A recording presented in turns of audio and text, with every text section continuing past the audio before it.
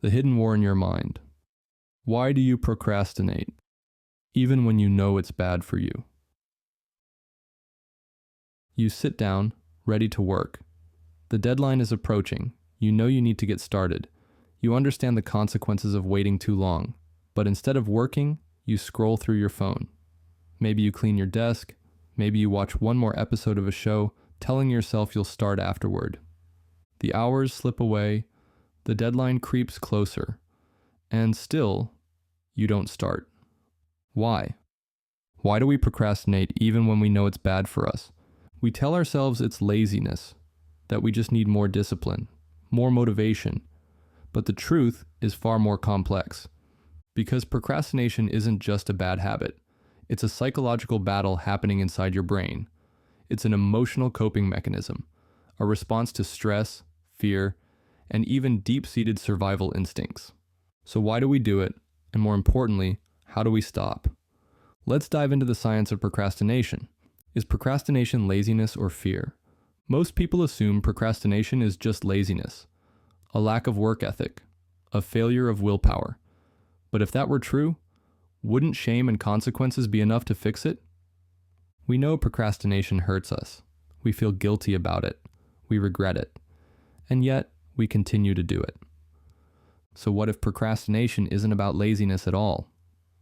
Neuroscientists believe that procrastination is actually rooted in fear, not fear in the obvious sense, like being afraid of spiders or heights, but a much deeper, subconscious fear. Fear of failure. If you don't start, you can't fail. Fear of success. If you do too well, expectations rise. Fear of judgment. What if what you create isn't good enough?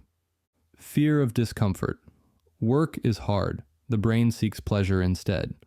When faced with these fears, the brain has a default response: avoidance. Instead of facing the task, your brain seeks immediate relief, entertainment, distractions, low-effort tasks that provide a temporary sense of productivity without confronting the real work. This is why procrastination feels good in the moment, but leads to stress, panic, and regret later. Are you actually tired or just distracted? The hidden causes of procrastination. Sometimes we convince ourselves we're too tired to start, that we just need a quick break and then we'll be ready. But are we really tired or just mentally overloaded? Research shows that modern humans are more mentally exhausted than ever, but it's not from physical labor, it's from constant distractions. Every time you switch tasks, checking social media, watching a video, responding to a message, your brain burns small amounts of energy. It feels minor in the moment, but over time, this mental switching depletes focus and willpower. This is called attention residue, when part of your brain remains stuck thinking about the last thing you did, making it harder to fully focus on the next task. The more distractions you engage in, the more your brain remains fragmented, struggling to find deep focus. And when you finally sit down to work, you feel mentally drained. Not because the task is hard, but because your mind is already scattered and fatigued. So instead of working, you seek dopamine, an easier, faster reward. Which leads us to the most dangerous trap of procrastination: why you only work under pressure, the psychology of last-minute motivation. There's a reason so many of us procrastinate until the last moment. We know it's a terrible strategy. We know it increases stress, reduces quality, and leaves us exhausted. But we still do it, because at the last minute something changes.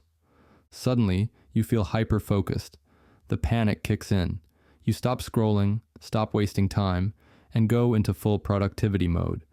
It feels like a superpower, but it's actually a biological response to crisis.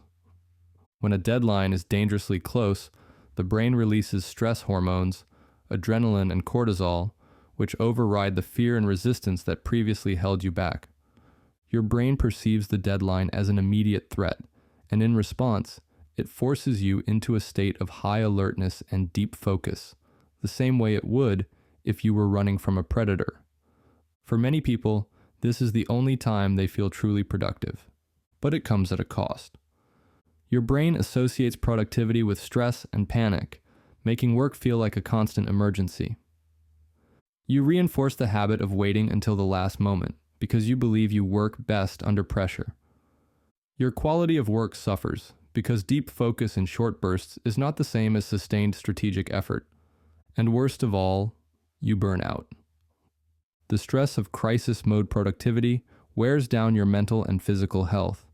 It creates long-term anxiety, making every project feel like a looming disaster rather than a manageable task. So if procrastination is so destructive, how do we fix it? Breaking the cycle. How to overcome procrastination. If procrastination is rooted in fear, avoidance, and distraction, the solution is not just discipline.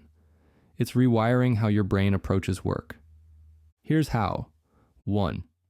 Make the first step small and easy. The hardest part of any task is starting. Trick your brain by committing to just 5 minutes. Once you begin, your brain shifts from resistance mode to engagement mode. 2. Remove all distractions. Your brain naturally avoids discomfort. If distractions are available, you will seek them. Set up a zero distraction environment before you start. 3. Use the 2-minute rule. If a task takes less than 2 minutes, do it immediately. This prevents small tasks from piling up and triggering overwhelm. 4. Reward small wins. Procrastination happens when the reward feels too far away. Break tasks into tiny milestones and reward yourself after each step. 5. Change how you see deadlines. Instead of working in panic mode, set your own deadlines far before the actual ones. Train your brain to associate calm, steady progress with productivity rather than last-minute stress. 6. Ask, what am I actually avoiding? If you're procrastinating, ask yourself, what part of this task is making me uncomfortable? Often, the answer is fear of failure, self-doubt, or perfectionism. Identifying the root cause weakens the power of avoidance. 7. Forgive yourself and move forward. Studies show that self-compassion reduces procrastination. Instead of beating yourself up, acknowledge it and move forward without guilt. The final thought, procrastination is not a weakness. It's a signal. The next time you find yourself procrastinating, don't just force yourself to work harder. Ask, what is my brain trying to avoid? Because procrastination is not about laziness. It's about fear, distraction, and a brain that seeks short-term comfort over long-term success. The good news? You can rewire it, because once you understand why you procrastinate, you finally have the power to break free from it.